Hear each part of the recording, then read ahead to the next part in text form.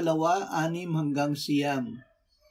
Gayon may inilagay ko ang aking hari sa Siyon sa aking banal na burol. Aking sasabihin ang tungkol sa utos ng Panginoon. Sinabi niya sa akin, ikaw ay aking anak, sa araw na ito kita ay ipinanganak. Humingi ka sa akin at ang mga bansa ay gagawin kong mana mo at ang mga dulo ng lupa ay magiging iyo. Sila'y iyong babaliin ng pamalong bakal at dudurugin mo sila gaya ng banga.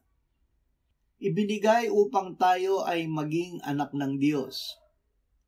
Ang ipinangakong mabuting balita ay tinupad ng Diyos nang muli niyang buhayin si Jesus gaya ng nasusulat sa 2 awit, ikaw ay aking anak, sa araw na ito ay naging anak kita.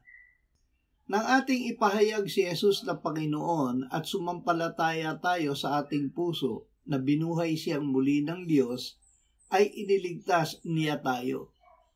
Kay Kristo Jesus, tayong lahat ay naging mga anak ng Diyos sa pamamagitan ng pananampalataya.